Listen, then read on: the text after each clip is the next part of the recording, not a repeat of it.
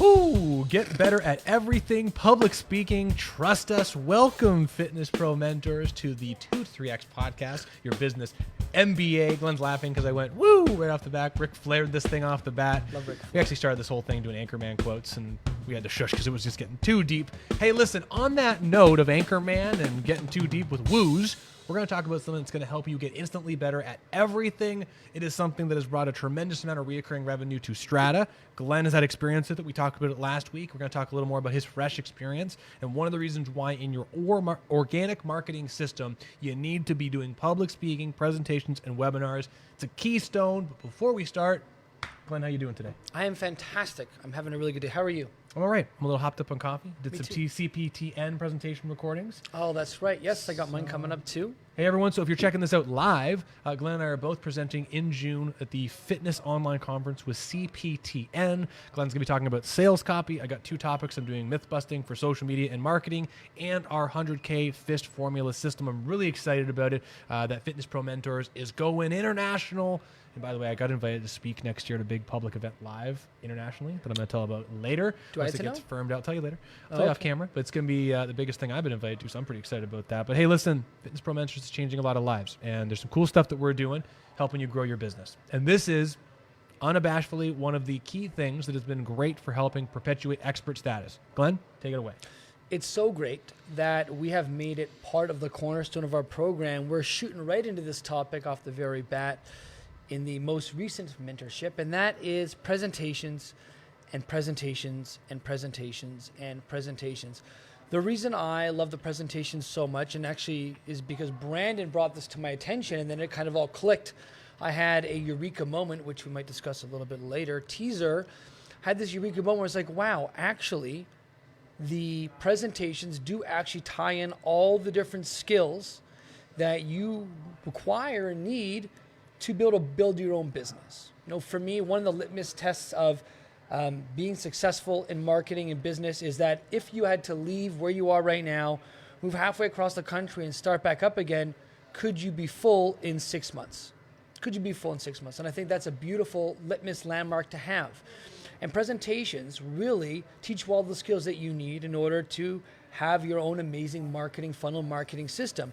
You get to learn how to communicate and talk in front of crowds. You have to work on the promotional material. You have to work on the copy for the promotional material, for email copies. You have to get better at speaking, inviting people to your event. You have to get better at talking to people and doing what we call kind of pain funneling, something we get from Sandler, where you have to learn how to talk to people after the event on the phone to see if they're a good fit for you in your system, if they want to become clients for you. There are so many skills that you get from running presentations and seminars that if you were to run a seminar every other week for 6 weeks, every other week for 6 months, I think you would be the busiest personal trainer that you'd want to be if you kept up with it. And that's why today we're talking all about presentations, because it really ties in everything that we talk about in the Fitness Pro Mentors program. Yeah, there's something that we have just been coining, and I remember I was doing one of our staff meetings and I started saying we just need to be seen. We need to be seen. And that really is what the marketing is all about, is that once your messaging is dialed in and you have your language clearly defining the dream outcome that you provide and speaking to the pains of the avatars that are in front of you, the next thing you need to do once you have that dialed in is become the expert on that thing. If you go to a bar, you're talking to a friend and you're like, I got to get my deck fixed, it's all busted. You go, oh, I got a guy for that. You need to become the guy or the gal for the problem that you solve. And that comes from becoming the expert on that. How do you become the expert in your town for the specific problem? Let's be serious. Personal training is a competitive commodity sector. You can go out down the street here and I can show you 15 personal trainers within a 3-minute drive of where this building is right now. No one does what I do. No one does what Glenn does. And this is one of the reasons why there are more people in this facility charging over $100 an hour than there is anywhere else in this small town. Because we have an expert niche that we provide a solution to. So how do you become an expert status individual? There are a lot of different ways, but this presentation public speaking strategy is such a great thing because like Glenn was saying, there's a bunch of skills that you have to practice to be a good, competent, salesy, markety public speaker. But if you can master those skills, it becomes something that's transferable amongst many platforms. And heck, and I hate saying this, I know right now, if I quit everything I was doing in this industry, I could go to another industry and do sales and marketing presentation just because I can communicate. Those skills that you will learn will help you forever. One of the most powerful things you can do. Anyway, let's jump into some more specific stuff. I think one of the things that I love technically about presentations is improvisation. And I think this is pretty big and pretty huge in our industry. And I think this is one of the unsung heroes of being really good at doing presentations, because even though you have a flow of what you want to be doing, and even though you know what you're going to be saying next, there's a level of reading the crowd and reading the room. There is a level of pausing, asking questions, and be able to answer those questions in a moment based on all the knowledge you've accumulated over the past 1, 2, 3, 4, 5, 6, 7, 8, 10, 20, 30 years of being in the field. This improvisation is going to make you a better communicator when you're just talking to people. It's going to make you better on the gym floor when you are working with your clients. Because how often does a client come in ready to work on exactly what you think they're going to work on today? At least I know for us, because we work with a lot of people who are very sensitive, they have a lot of pain and a lot of discomfort. I know that very rarely, even when I go and I plan out what I want to do with someone before they come in, very loosely, does it ever really go according to the way I want it to? So I think one of the most amazing things you get, it's all that coffee. One of the most amazing things you get from doing presentations is learning to be a better improviser. And here's the thing. Confidence comes from building skills and doing something repetitively. When you feel better at something, you are going to feel more confident at it. And if you can feel very confident in other aspects of your life, just being put on the spot, this confidence that you get from doing presentations, it really transfers to everything else in life. Literally everything. And that's one of the reasons why when I look at skills, things that are important, if it can have an impact on my business, but also impact every other aspect of my life, it is something that I want to work on, I want to lock in. Sure, there's something to be said that like maybe learning lighting and videography isn't the most important thing. That's not going to transfer to every other thing in your life. But be able to think on your feet, be able to be a strong communicator and help people, these are life skills that help you literally in every single facet of your life. So here's a timeline for me of how this public speaking thing has really changed a lot of my life. So 23 years old, I got hired by Mr. Tom Purvis, wonderful opportunity to start teaching RTS.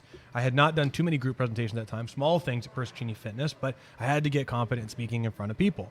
So because I wanted to get really good at it, Dave Friday, who is a good friend of ours, who did a podcast with him, I absolutely love him. I told him, hey, listen, I want to get good at speaking at this stuff. Can I borrow you? Can you help me study? And so we took the RTS manual, and we took all the different headings of the name of each chapter. And I said, I'm going to try to teach you something from just the headings of each chapter. So I got really, really good at hot dogging it, where I took one thing, one bite, and I got good at presenting it and communicating it. And then he would go, okay, well, say it to somebody else now. So I have to speak to an older senior trainer and then to a beginner trainer. That exercise, we went over that for months, and I felt really good about it, and that turned into me teaching the missing link. Beautiful. I'm really comfortable speaking in front of trainers now. I love it. I don't have countless hours of it now.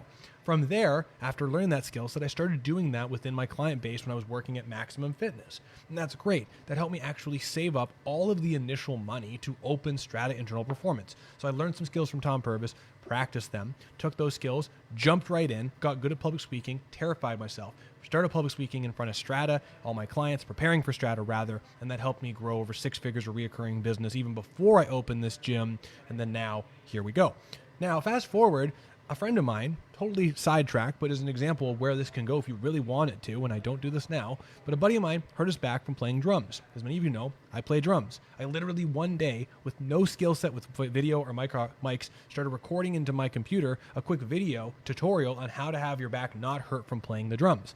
Put it on YouTube, got 100,000 views, and then from there, I got invited to start recording videos for an international drum magazine. Now, that has not helped this business at all, but it has completely gone from Tom Purvis to teaching to presentations to doing YouTube video to getting a bunch of audience. Then from there, getting an opportunity to speak at a magazine, and now I have a book deal where eventually I'll be going to BC and recording a bunch of video content. Part of the reason why that opportunity has even arose was not because of the knowledge that I have, but also because I'm a competent and comfortable presenter. I'm organized looking, I'm animated, and I can deliver things rather concisely. I even have had, years ago, someone in here offer me a sales position for their glass construction company because of my ability to articulate sentences on the go. I bet the same for him. Actually, I know you've had opportunities similar to that. So here's the deal. Sorry, I don't mean to, but here's the deal is take this idea, and some of you will listen to this and go, Shannon, that's a great idea. I'll do that tomorrow. No, book something now, book a presentation, figure it out. Tell everyone I'm doing something in 2 weeks, and then figure out your topic. Go and do it, because the sooner you get better at speaking in front of people and entering the communication flow mode, you'll get better. It really is one of those things where you take action on it and don't be attached to the results. I'm going to say that, like, don't be attached to the results, right? There's this great distinction, and I love telling people this because they make it a huge difference for me, and maybe it's my bias. There's a difference between being committed to an outcome versus attached to an outcome. When I do presentations, when I really try to do anything in my life, I'm committed to doing it with a high quality. I'm committed to it turning out well. I'm committed to helping people. I'm committed to it improving who I am as a human being. And I absolutely have standards, and I have KPIs that I measure and track along the way. But here's the thing. I'm not attached to it. I'm not attached to how it goes. I just want it to go as well as it can, and then I'm going to look back and reevaluate and say, hey, where could I improve it, and where could I be better on it next time? You know, Brendan had an interesting story there, and I'll make sense in a second, where he started from this one place of being like a decent speaker with some skill, but then to just do over time, repeating the process in different ways, speaking to a camera, recording for stuff for FPM, and now doing stuff with CPTN, to this event that he alluded to that even I don't know about. Thanks, Brandon. Way to keep us in the dark here. But he's got this beautiful transition. For me, mine started a little bit when I was younger. I got invited to, as a part of my grade 6 class, to do the speech that I created for this course in English, to go speak in front of the school. Terrified, nervous, totally bummed. I remember it very well. And then, over the years, didn't do too much public speaking. Got to university, and I thought to myself, during this one presentation on this topic I really, really like, which was about self-talk, it was the psychology of sport, I said to myself, I'm going to not read off my cue cards. I'm not going to read off cue cards. I'm going to learn the information. I'm going to be able to look at something and just talk about it. And we were the only presentation in a 200-person lecture. About, I think there were something like maybe 30 or 35 different presentations. We were the only group where I was the only person speaking, and everybody else was reading off cue cards in all the other groups. And instantaneously, you could see the room shift, where as to where most students during other people's presentations were on their phone, typing and stuff, not really paying attention. All of a sudden, there's this guy talking to them, looking them in the eye, articulating things, and I could feel the room shift and look at me. And all of a sudden, what I understood was I had commanded respect from my peers. Now, where's this going? I wasn't a great public speaker, and I took the time to build that skill. And now into my second point here, which is when you do presentations, people cannot help see you as an expert. Just by being the person at the front of the room, even if other people know more about the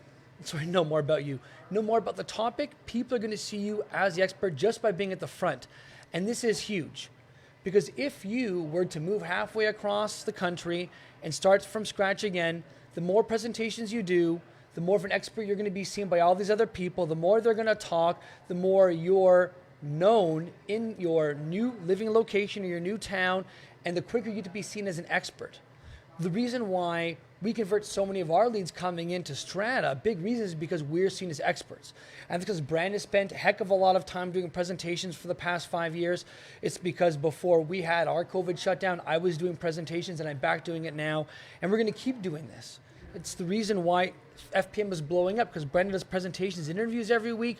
I do some live stuff every now and again for FPM, but now with CPTN, I'm going on a tangent. I'm going to stop myself because I'm really passionate, really excited. You have to be doing presentations. You have to. There's just too many glorious things that come out of it. So let's talk about some practical things that you can do with this storytelling and this presentation thing, because I think that this is a really keystone with this. So yes, we have iterated over the last few minutes the importance of speaking in front of people and the emphasis it can have with what Glenn was talking about, which I love to call the podium effect. When you get in front of people, there is an instant expert status perception, and your job is to really not screw it up. But once you have that attention and you get in front of people and you can figure this out, well, now how do we connect with people? How do we have the story of a presentation convert, and then how do you systematize it to become a bit of a business? So I'm going to let Glenn speak to the storytelling side of it in a second, because he has some great stuff that he likes to talk about with this. But I want to talk about the mechanics of this for 1 second, of how this whole thing has to go down.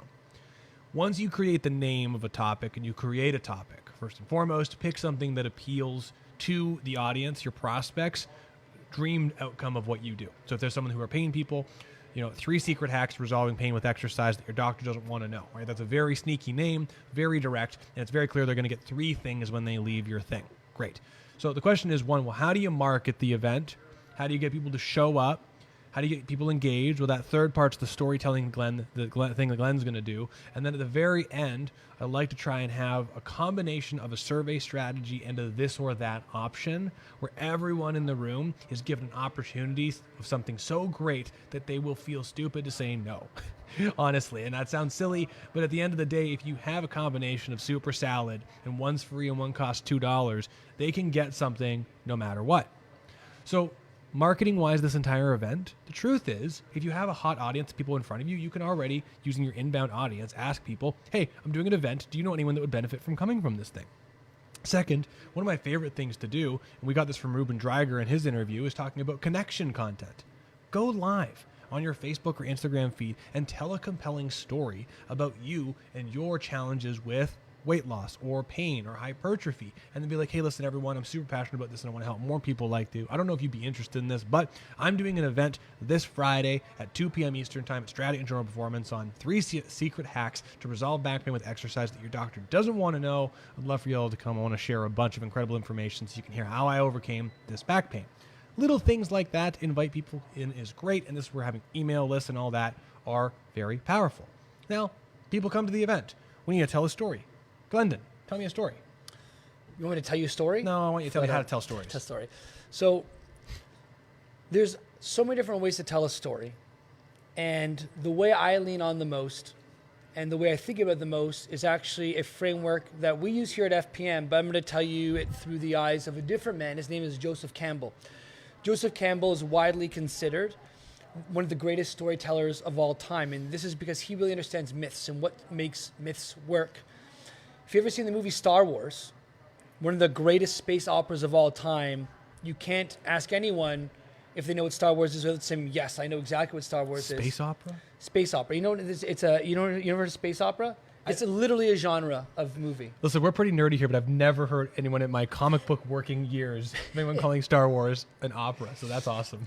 You look it up. It's sci-fi. It's a sci-fi drama. We call it a space opera. Anyways, Joseph Campbell was actually consulted by George Lucas for the screenwriting for the original saga, episodes 4, 5, and 6, right? What most people widely consider some of the best space science fiction movies of all time, right? But the reason why they consulted with him is because he was amazing at telling stories. And this is essentially what Joseph Campbell relayed to George Lucas, is that every hero in a story, right? Luke Skywalker, for example, starts in a place where they are in status quo. They are themselves. There's no real problems. There's no real issues. And they come up against a challenge. And what happens in this challenge? They fail. Something happens to them that they can't overcome. It causes them a lot of emotional discomfort and stress. And so now the hero, in order to now grow and to overcome the challenge, has to go through this learning curve of learning the skills, having the growth, to when that challenge has now come up again, be able to overcome it and face it head on. Luke Skywalker's story is, he is this boy who is like a farm boy on a small little planet. Somebody comes, kills his family, right? And gets a message about the world needing to be saved, the planet needing to be saved. And he takes it upon his shoulders to grow into the person that is going to have to save essentially the world from the evil empire. And this happens over 3 movies. And he gets help from different mentors along the way. Obi-Wan Kenobi is one of them, Yoda. And through all these different mentors and his support team, he learns the skills to grow. And eventually, when he has to face off against the Empire in his final battle, he ends up with the skills that he needs to, the support team he needs to save the world and planet. And so every time we tell a story, or every time we give a seminar, we are trying to essentially tell a story of where people are coming right now in their status quo. What kind of pains and discomforts and things are they struggling with, right? The antagonists, the problems, their issues. And then we're going to introduce some of the mentors and heroes along the way that are going to help them. And then we're going to show them, and so they can have this kind of eureka moment, this transformation where they all of a sudden get the knowledge, information, the experience to grow so that when they leave the seminar, they feel like they have the tools and are empowered to start transforming even more and taking the steps they need to get to where they want to go. So if we were, for example, doing a seminar on how to move and exercise pain-free, some of the problems that people might come with is, I have pain discomfort in my low back. My neck is tight. I have osteoarthritis in my knees. These are all problems that they have, and it has some sort of emotional cost with them. They're worried they're not going to enjoy their retirement. They're frightened about the next decade, whatever that may be for them. And then we're going to do some of the heroes, some of our mentors in the story. Well, let me tell you about muscles and how stronger muscles can help you protect your knees or help those muscles that may be overworked relax more so there's not so much tightness. And then I'm going to help take them through a practical demonstration about how you can strengthen your muscles or how you can start using them differently so that you've got less pain, you have less discomfort. I might take them through something where they increase their range of motion right away and they even feel better. And then in the very end, they're going to feel transformed. I'm going to say, hey, here's what I want you to do next. I'm going to ask them to be a hero. I'm going to have a call to action and say, listen, if you're interested in learning more about our process and what we do, I'm happy to talk to anyone afterwards about their body, see if there's any way we might be able to support you a little bit more. Does anyone have any questions? Do a little Q&A. And then we're going to give away a complimentary assessment, report of findings, a complimentary consultation assessment, report of findings to one lucky person in that seminar. And that's kind of how we would take people through that story flow. Now, I know this was long-winded, and I appreciate Brandon letting me talk so long here, not cutting me off. I think I did an all right job explaining all that here, shaking his head. We're doing okay? Space opera. I'm going to finish on this note. This is why this format works so dang well. People aren't going to remember information that you give them. They're going to remember how you felt. How you made them feel. And the best way to help people feel differently is to tell a story. And this is something that we've practiced over and over, and this is something we teach in the mentorship consistently, is how to tell better stories. It's something you can use in your presentations, when you write copy, when you're going live. It is one of the most tremendous skills that has had a huge impact on my life. I'm so grateful for Brandon for helping me chisel out the way I tell stories. Space opera. Space opera. Look it up, everyone. Look it up. It's a thing. I promise you. I spent 4 years of my life working in a comic book store, and I never heard that. Anyway, I love this. So this is great, right? So now we got a couple of things. How do we get people into the event? How do we tell stories that people are going to care about? And then at the very end, Glenn talked about how he likes to give away something like an assessment process at the end of the session. So what we've started doing, and funny enough, literally got a prospect last night from doing this, is we've created a really new, a new survey that's specific to our business that I'm really excited about. And this survey is a very simple strategy that we use for outbound and inbound marketing strategies. I think it's a great way for resurrections and to grow your business in all sorts of different ways. But we've got a new survey downstairs, and at the bottom of the survey, there are 3 different options that people can check if their interest level, right? Most of the time, it's like, hey, would you be interested in what we do? Right? That's a very hey, do you want to give us money for what we do? Right? Yes. Not a lot of people, unless they're super hot temperature leads, are going to be interested in that. Even when someone goes through your whole presentation, even if they listen to Glenn's compelling space opera or whatever they listen to from there, is there's going to be different temperature leads throughout the entire presentation. Cold, warm, and hot. Even at the end, they're like, I don't know if this Glenn guy, I don't know if this Brandon guy is really so good at this stuff. I don't know about that. So what we did is we've created 3 different levels of interest where people can get 3 things, each one incrementally more engaging, leading into the next step. Yes, I'd be interested in joining a free community with a bunch of free resources and information to help me do X, Y, and Z. Our Facebook group strategy, we've talked about that before. Yes, I would like a free ebook on 3 steps to manage pain, X, Y, and Z. Cool. Yes, I would be interested in learning more. Each of those are given an opportunity, their own individual box, and has an opportunity to check which interest level they are. It's pretty much us saying, are you sort of interested, moderately interested, or really interested?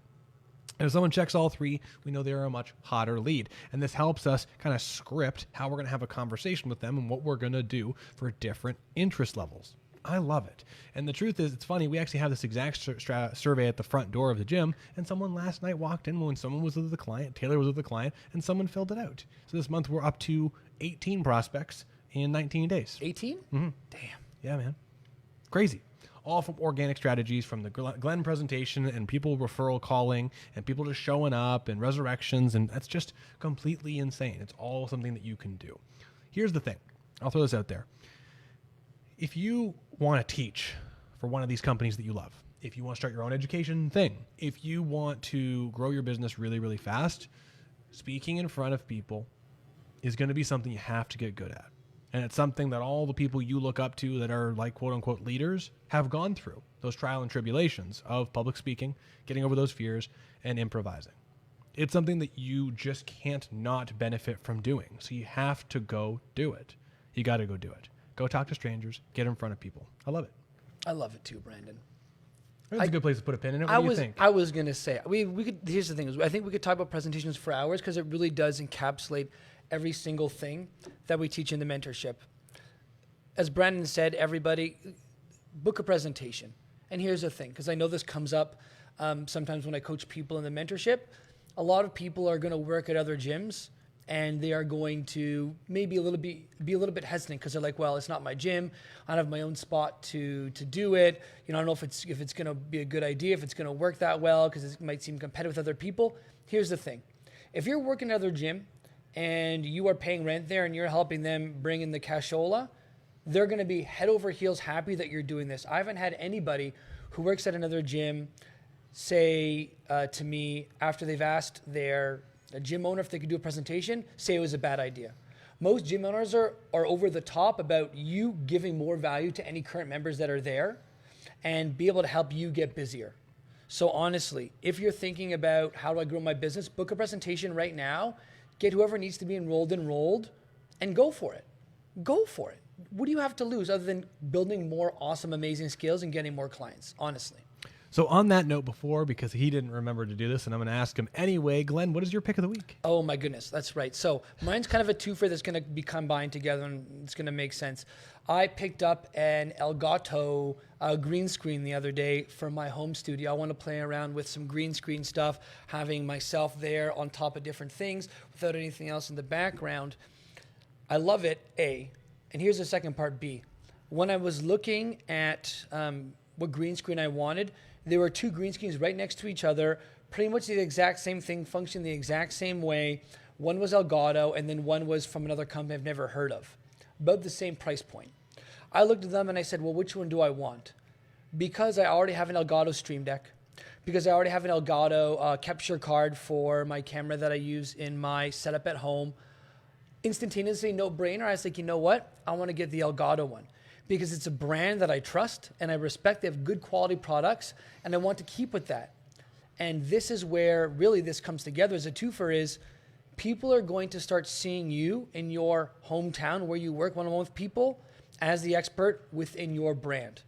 Elgato's done a great job as the brand for individual creators who work from their home and want to have their own studios. And I trust them because they keep doing great work over and over again.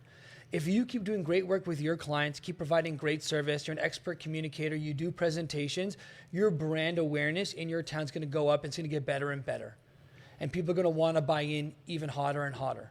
So that's why my pick of the day is the Elgato green screen because A, it's a super cool tool that I can add to my at-home setup, but B, because I trust that brand. And building brand awareness and brand experience is huge no matter what you do and who you are and what town you're in, no matter how big the population. Very cool. I'm excited to see what you do with it. Thank you, Brandon. What's yours? Mine is giving back. Oh, so good. And I want to tell a story, and the reason why this is actually kind of like interestingly how this all comes around, because it was not going to be my pick of the week, but it's funny how it turned out. So, drum story to FPM story. I've been playing drums for a long time. I've been a part of an online drum lesson membership for a website called jpbouvet.com. It's a drummer I'm really a big fan of. You've never heard of him before because he's kind of a B-level celebrity drummer. He's played with some big names. I've become a friend with him over the last few years, which is pretty cool. So I've learned a lot from him, and frankly, his website has taught me a ton. And so he launched a brand new website, and I sent him a quick email. I said, dude, your website's looking absolutely great. I hope this turns into a $200,000 a year venture for you. You don't want me asking, like, what are you doing to grow this thing? I had zero interest. I wasn't trying to fish and prod to try and grow his business, but he responded pretty promptly. I don't really know what I'm doing. I'm trying to figure out this business stuff. I'm finishing some new school stuff, and I'm entering into a business season. I said, hey, you know what? Jump on a call with me. Let me just, zero pressure. I'm not trying to sell you anything. Let me see if I can help out. So for the last 3 weeks, I've been offering some here and there advice to help him start growing his business with some marketing stuff. And frankly, he's got the exact opposite problem that everyone here has. He's got 40,000 followers on multiple platforms. He already has an audience. It's just converting it. So it's It's easy. It's kind of fun. Anyway, I'm helping this guy, and he's giving back to me. He's letting me do his membership website for free right now, which is super cool. Don't tell him that when he comes on. But he's letting me access his content, and I'm still getting drum lessons, and I'm helping him out. It's great.